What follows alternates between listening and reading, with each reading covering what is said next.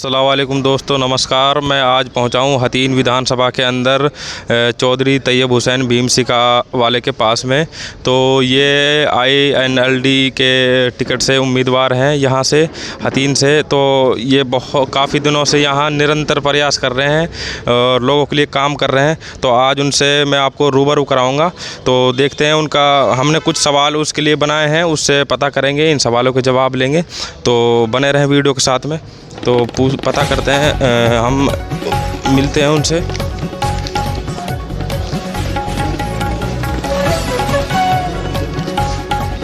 अस्सलाम वालेकुम। वालेकुम अस्सलाम। खैरियत है जी बढ़िया जी। आप काफ़ी दिन से हतीन विधानसभा के अंदर प्रयास कर रहे हैं निरंतर। तो हम आपके लिए आज कुछ क्वेश्चन लेकर आए हैं, उनका आपसे जवाब पूछेंगे। तो मुस्तकीम भाई हरियाणवी 23 जी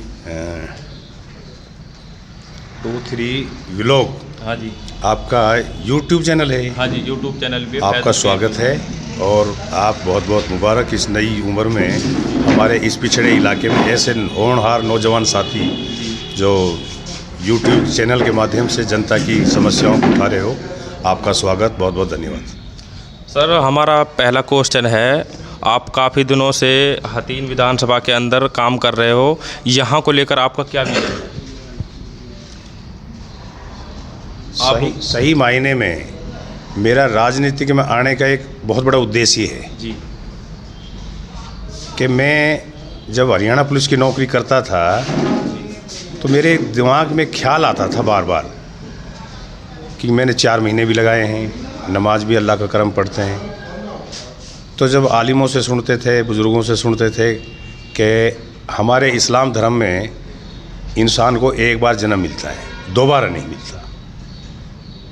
तो उस सोच को लेकर के मेरे दिमाग में यही ख्याल आता था कि यार आप नौकरी लग गए, अल्लाह का करम है, बहुत अच्छी बात है, साधन संपन्न हैं, दिल दिमाग है, बड़ा परिवार है और पूरा इलाका अपना है, तो क्यों ना इस नौकरी में समय व्यतीत करने की बजाय लोगों के बीच में जाकर के 36 बिरादरी की क्यों ना सेवा की जाए।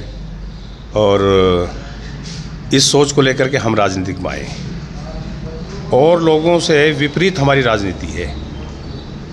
हम समझते भी हैं और हम देख भी रहे हैं कि हमारा जो इलाका है, हरियाणा प्रदेश का सबसे पिछड़ा अगर इलाका है तो वो हतीन विधानसभा क्षेत्र है।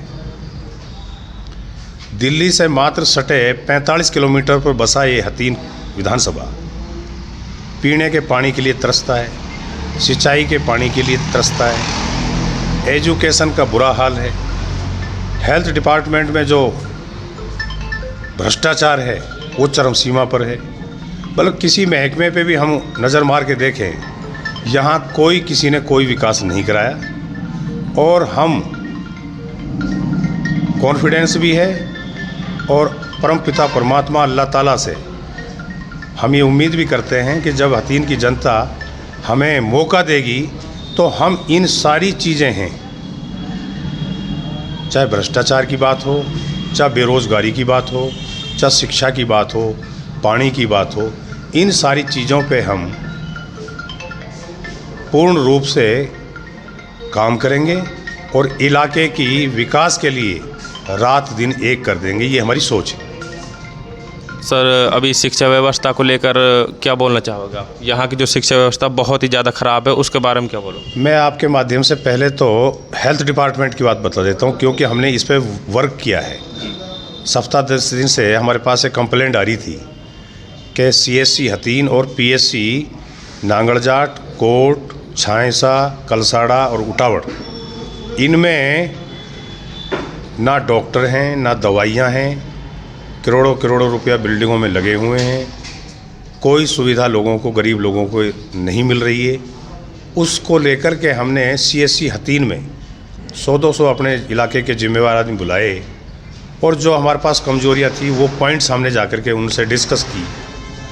हमारी SMO साहब से भी बात हुई, CMO साहब से भी बात हुई, फिर SDM साहब के मार्फत हमने हेल्थ डिपार्टमेंट के मंत्री को ज्ञापन भी सौंपा कि हतीन CSC की बात में जो करूं, यहाँ एम्बुलेंस है, एम्बुलेंस को जब किसी मरीज़ को लेने के लिए जाते हैं तो उनसे पैसा वसूला जाता है। डिलीवरी केस जब आ जाता है हॉस्पिटल में तो उनको बरगलाते हैं स्टाफ वाले, कहते हैं कि ये सीरियस है, अगर 1000, 1500, 2000 रुपये देंगे तो उसकी डिलीवरी कर देते हैं, वरना उसको रेफ़र करने की धमकी देते हैं। ये चीज़ हमने बात करी। फिर अल्ट्रासाउंड की यहाँ मशीन है, 4 साल से नई मशीन है, कमरे में लॉक कर रखा है। एक्सरे की मशीन है, कोई एक्सरा नहीं। फिर आप चलो उसमें ब्लड बैंक की बात करें, कोई सिस्टम नहीं। तो यहाँ सिर्फ डॉक्टर MLR काटने के लिए और गरीब लोगों का शोषण करने के लिए प्रशासन के कुछ कर्मचारी यहाँ मौजूद हैं।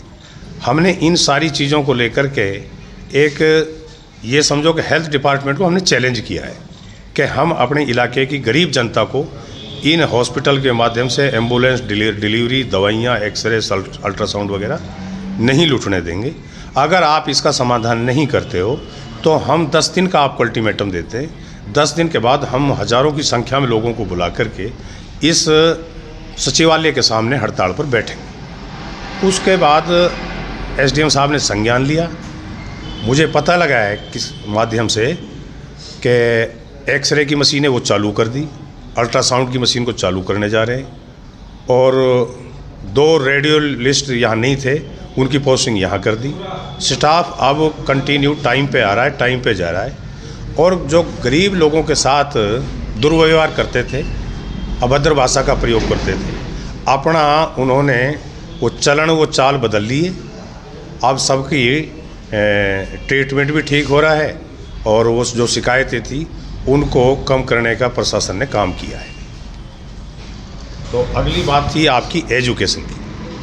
जैसा बुरा हाल हेल्थ डिपार्टमेंट में, उससे कहीं बुरा हाल एजुकेशन डिपार्टमेंट में, क्योंकि जो मध्यम परिवार है वो तो प्राइवेट स्कूल में पढ़ा सकता है, लेकिन गरीब आदमी प्राइवेट की फ़ीस नहीं दे सकता, इसलिए वो पढ़ाई से वंचित रह जाते हैं। अब हमारा जो अगला जो कदम है वो एजुकेशन के ऊपर है। एजुकेशन BO, DO, DC साहब, ADC साहब, SDM साहब, हम इन सब से अपील भी करेंगे आपके माध्यम से और उनसे रिक्वेस्ट भी करेंगे कि जो अब तक का रवैया रहा है, इस रवैये को ठीक करो। एक स्कूल में 200 बच्चों को एडमिशन है, 500 बच्चों का राशन लिया जाता है।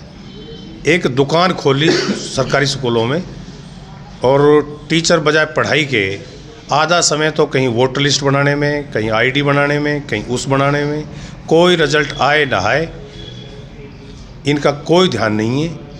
स्कूल हैं लेकिन स्कूलों में स्टाफ पूरा नहीं है। जब स्टाफ पूरा नहीं है तो बच्चों को क्या पढ़ाएंगे? तो इन सारी चीज़ों को लेकर के अब हमारी अगली मुहिम जो है वो एजुकेशन डिपार्टमेंट को लेकर के होगी, ये मेरा कहना है। जैसा कि हम देख रहे हैं सर, अभी एजुकेशन के बारे में बोल रहे हैं, तो वो कोशिश करेंगे एजुकेशन व्यवस्था यहाँ की अच्छी करा दी जाएगी। और अभी स्वास्थ्य डिपार्टमेंट में भी सर ने बात करी है और आज बहुत अच्छा काम किया है स्वास्थ्य डिपार्टमेंट में भी, और उसने कोशिश करी है कि यहाँ के जो स्वास्थ्य सिस्टम है उसको बहुत अच्छा बनाया जाए, और कोशिश लगातार कर रहे हैं। अगला क्वेश्चन ये है कि जो यहाँ का वाटर सिस्टम है, पानी का सिस्टम है, वो क्या सही है सर? वाटर सिस्टम बिल्कुल भी ठीक नहीं है। और जो नंबर 1 तो हमारे यहाँ खारा पानी है। पूरे हथीन विधानसभा क्षेत्र में कुछ एरिया को छोड़ करके बाकी खारा पानी है, 80% पानी। और सबसे बात मैं एक और बताऊं कि जो रेनीवेल परियोजना, ये चौधरी ओम प्रकाश चौटाला जी की देन है। इस इलाके के लिए पीने की पानी की बहुत बड़ी समस्या थी, तो उन्होंने रेनीवेल परियोजना को ला करके जहाँ जहाँ पानी की कमी थी वहाँ उस योजना को लागू किया और लोगों ने उसका फ़ायदा भी उठाया। लेकिन बीच बीच में हालात ये रहे कि सरकारें बदलती रही, उसका जो वाटर लेवल था जो जमुना के साथ साथ था वो डाउन होता रहा और उन पर ना मरम्मत हुई और ना वो सही मायने में सप्लाई दे पाए। आज भी हमारे गाँवों के लोग पीने के पानी के लिए दूर दराज से जो पानी के टैंकर होते हैं उन पानी के टैंकरों में पानी मंगवाते हैं, जब जा कर के यूज़ करते हैं। एक टैंकर लेके 1000 से 1500 तक टैंकर गाँव में आता है। आज भी पीने की पानी की समस्या जो चौधरी ओम प्रकाश चौटाला ने ख़त्म की थी, लोगों को एक तोहफा दिया था, उस पे भी इन सरकारों ने कोई काम नहीं किया। रही सिंचाई की बात, हमारी लडमा की माइनर है, लडमा की माइनर कोई भी सरकार रही सबका ढिंढोरा पीटते रहे कि भाई लडमा की माइनर का काम शुरू हो गया है, उसका प्रोजेक्ट पूरा हो गया है, टेंडर होने जा रहा है, लेकिन आज तक हमारी 53 साल की उम्र होगी, हमने उस पर कहीं कस्सी लगती नज़र नहीं आई। अगर लडमा की माइनर चालू होती है, क्योंकि वो फाइलों में अटकी हुई है, वो फाइलों में इसलिए अटकी हुई है कि यहाँ की जो नुमाइंदगी करने वाले लोग विधानसभा में गए, उन्होंने कभी इस बात पे ध्यान ही नहीं दिया कि लोगों को सिंचाई का पानी लाया जाए, वरना ऐसा कोई काम नहीं, संघर्ष किया जाए। और पावर में रह करके ये रेन्यूएबल इसको लडमा की माइनर को नहीं ला पाए, हमारी फर्स्ट प्राथमिकता ये रहेगी कि हम लडमा की माइनर को, इससे कम से कम 60 गाँवों को फ़ायदा मिलेगा। हम लडमा की माइनर को लाएंगे और हमारी सरकार आएगी और हमें मौका मिलेगा। तो अभी जो रोज़गार सिस्टम है उसके बारे में क्या कहना चाहोगे सर आप? भाई बेरोज़गारी का तो ये आलम है, आप पढ़े लिखे हो और जितना बेरोज़गारी का आलम देख रहे हो आप, लड़के बीएससी, बीएड, ग्रेजुएट, एमएससी हैं, डिग्री, डिप्लोमा होल्डर त्राही कर रहे हैं, प्राइवेट जॉब नहीं मिल रही, सरकारी जॉब की तो छोड़ो, सरकारी जॉब नहीं मिल रही। ये तो एक वक्त था ताऊ देवीलाल का, चौधरी ओम प्रकाश चौटाला का। अपने समय में उन्होंने हर गरीब परिवार को, 36 बिरादरी के लोगों को सरकार में नौकरियां दी और उनकी पूरी हिस्सेदारी दी और उनका सम्मान किया। ये चौधरी ओम प्रकाश चौटाला, ताऊ देवीलाल की एक नीति रही है। उसी पे चौधरी अभय सिंह चौटाला आगे कदम बढ़ा रहे हैं और लोग आज उनके साथ आस्था के साथ जुड़ भी रहे हैं। आने वाला समय जो आज बेरोज़गारी है, विधानसभा के चुनाव के बाद जैसे ही सरकार पलटी करेगी, Chaudhary Abhay Singh Chautala Indian National Lokdal Party का नेतृत्व करेंगे, हरियाणा प्रदेश का कमांड संभालेंगे, तो ये बेरोज़गारी पर अंकुश लगाने का काम हमारा पूरा रहेगा, पूरा हमारा फोकस रहेगा। सर, जीतने के बाद में कोई ऐसा आप उपहार देके जाओगे इन लोगों के लिए जो हथीन विधानसभा के अंदर है, जो आपको लोग ज़िंदगी भर तक याद करेंगे? कुछ ऐसा दिमाग में है आपके? सबसे पहले हमारे लिए जो एक कॉलेज है, स्वामी का गांव यहाँ से 6 किलोमीटर पड़ता है, वहाँ हमारी बहन बेटियाँ भी जाती हैं। ट्रांसपोर्ट की कोई व्यवस्था नहीं है वहाँ।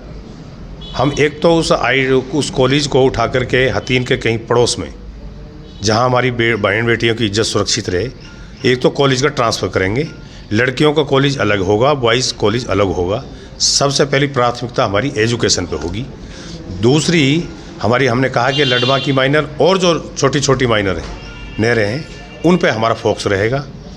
तीसरा हमारा हेल्थ डिपार्टमेंट में जो बहुत बड़ी जो घपलाबाजी है, इसको दुरुस्त और चुस्त करने की हमारी अहम भूमिका रहेगी। चौथा हमारा यहाँ ट्रांसपोर्ट का बहुत बुरा हाल है, रोज़ाना एक्सीडेंट होते हैं। आप देखो, पलवल से जब हम हथीन आते हैं या हथीन से पलवल जाते हैं या हथीन से हम उटावड़ साइड, पिनंगवा साइड जाते हैं, पूरे इस इलाके में हमें रोडवेज की 3 बसें दिखाई नहीं देती।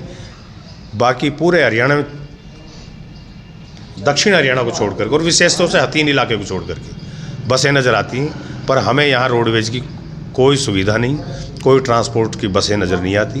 ट्रांसपोर्ट की हम सिस्टम को भी संभालेंगे, ये भी हमारा मेन एजेंडा रहेगा। जैसा कि जो बिजली का सिस्टम है, ग्रामीण इलाके में देख रहा हूँ बिजली बहुत कम आती है, तो उस बारे में क्या कहना चाहोगे? आज देखो, सिंचाई का टाइम है, अगर हम फसल को सिंचाई पानी नहीं दे पाएंगे, हम फसल नहीं ले पाएंगे।